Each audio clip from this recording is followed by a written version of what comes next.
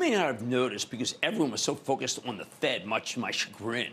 But yesterday, we got the biggest IPO of the year when Viking Holdings, the parent of Viking Cruises, came public. I think this one's intriguing. It's a good option in a strong industry. It doesn't have a lot of major players.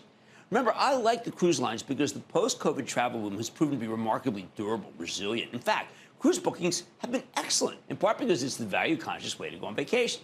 Remember, people are really interested in the new frugality here. The only problem is that Royal Caribbean, Carnival, and Norwegian Cruise Line Holdings, the only three publicly traded cruise lines, pure plays before this IPO, each had huge runs last year.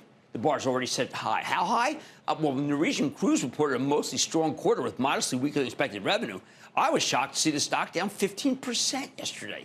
At this point, only Royal Caribbean slumped for the year, so maybe it might be worth swapping into Viking, as its stock has not had a chance to get overheated. But why don't you listen to it and make a decision if you're in Royal? This is a pretty popular brand, Viking. But if you don't know Viking, they're all about smaller ships, luxurious accommodations, destination-focused routes, lots of river cruises in Europe, although they started expanding into ocean routes about 9 years ago.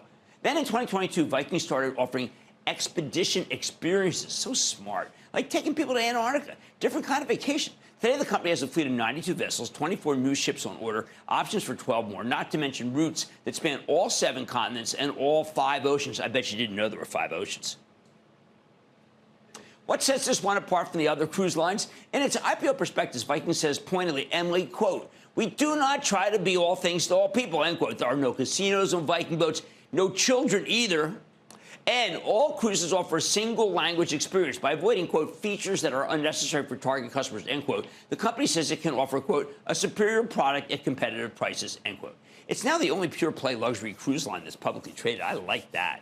Now, Viking points to the Condé Nast Traveler Reader's Choice Awards from last October, where it was the top-rated cruise line in the river, ocean, and expedition categories, which is the first time any one brand ranked at the top of all 3 categories. And I got to tell you, I follow those rankings really closely, and I've actually made decisions based on that magazine. So this is not idle. Others have clearly done the same. While Viking's a smaller operator, it's very good at finding a specific niche and then dominating it. For example, they're the #1 player by far in the North American outbound river market, 51% share. Nobody else comes close.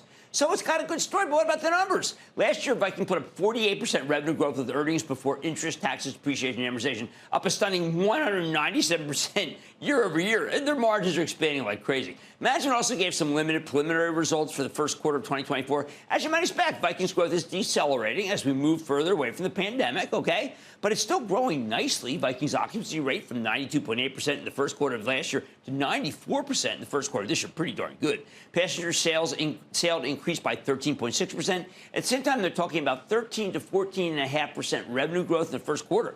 While the company normally loses money in the first quarter, their operating losses are shrinking substantially year over year. And make no mistake, Viking had a nice $818 million operating profit this year. We're not talking about some fly-by-night SPAC here.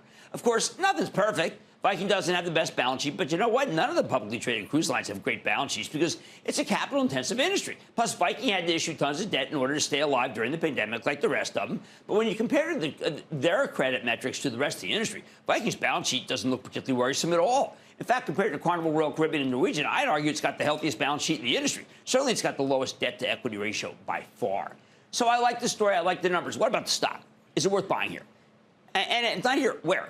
What's the thing actually worth? Okay, Viking's IPO was upsized from the original 53 million shares to 64 million shares. Instead, high demand. It priced at 24 towards the high end of the proposed price range. Yesterday, the stock opened for trading at $26.15, closed just below that level, $26.10. I like that. See, and that added another 3.4% today, 27 and 27. I don't like them too high. At these levels, Viking has a market capitalization of close to $12 billion, enterprise value of more than $15 billion when you include the net debt on the balance sheet. Now, to come up with a valuation here, we need to make some assumptions and do a little back-of-the-envelope math, figure out how much money these guys can make. Let's start with the assumptions first. Viking says they're likely to put up 13 to 14.5% revenue growth the first quarter, as I told you. We'll use the low end of that range to be conservative. Okay, we'll go with the 13, then project that out for the full year. On top of that, let's assume that flat EBITDA margins, I mentioned the EBITDA before, which translates to $1.23 billion in earnings for interest, taxes, depreciation, and amortization. Using that sketchy estimate, Viking has an enterprise multiple of 12.4. Isn't egregious. Does represent a clear premium to the other cruise lines, which all have high single-digit enterprise multiples. So, by the way, the enterprise multiple, which is an enterprise value divided by EBITDA, It's often the best way to value companies in capital-intensive industries like cruise lines that don't lend themselves to pure EPS kind of thinking. So does Viking deserve that premium multiple over its friends in the industry? You know what? I'd argue it does. Viking's got a cleaner balance sheet than its peers, differentiated brand, caters exclusively to high-end customers, which I absolutely love. Premium is such a great place to be. Part of the business I expect to hold up better than the mass market set of things. Now, I'm going to do something that I usually don't do. I'm giving you my blessing to buy Viking right here. That's right, right here.